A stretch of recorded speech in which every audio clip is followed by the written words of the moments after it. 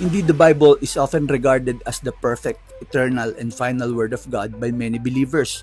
It is described in 2 Timothy 3 verses 16 to 17. All scripture is given by inspiration of God and is profitable for doctrine, for reproof, for correction, for instruction in righteousness, that the man of God may be complete, thoroughly equipped for every good work.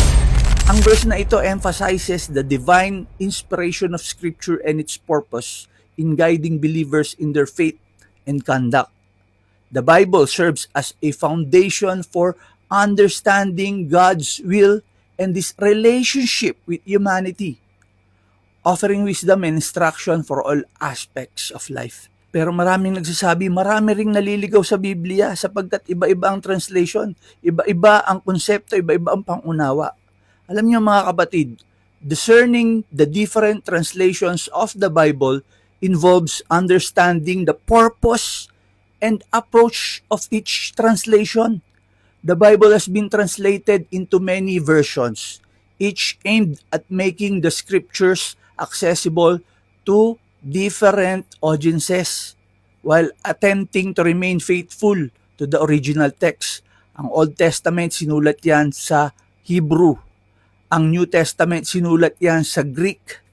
In Thessalonians 5 verse 21 nakasulat, test all things, hold fast what is good.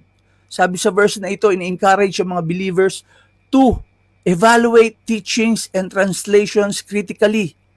Ito yung mga ibang factors to consider when discerning Bible translation. Number 1, translation philosophy. May mga Biblia na word for word ang translation, may mga Biblia na thought for thought, and we must be aware of that. Number 2, purpose and audience. Some translation are designed for scholarly study, while others are intended for devotional reading or for children, sa pagtuturo ng mga bata. Knowing the intended audience can guide your choice of Bible. Number 3, theological bias. Different translations may reflect the theological perspectives of their translators.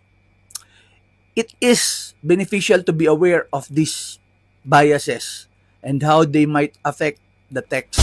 Use of language. Some translations use contemporary language, making them more accessible. May mga Biblia na Bisaya, may mga Biblia na translated sa iba't ibang dialect, while others maintain traditional language. Consider the level of each style. Number 5, study tools. Utilizing study Bibles. May mga study Bibles, baka yun ang minsan nakikita nyo. At dito, may mga commentaries and concordances can provide additional context and insight into specific translation and their choices. Pero kapatid, ang bottom line, hindi ka maliligaw sa Bible. By approaching different translations with discernment and prayerful attitude, ang pagbabasa ng Biblia ay hindi basta-basta. Kailangan bago ka bumasa, bago ka mag-decide na basahin ang Biblia, manalangin ka, hilingin mo, na bigyan ka ng Diyos, i-fill up ka ng Diyos, ng Holy Spirit that will guide you para ma-discern mo, maunawaan mo, at magabayan ka at hindi ka maligaw. Huwag kang basta-basta magbabasa ng Biblia. Kailangan bigkasin mo in your heart and in your mind. Hingin mo ang presensya ng Panginoon.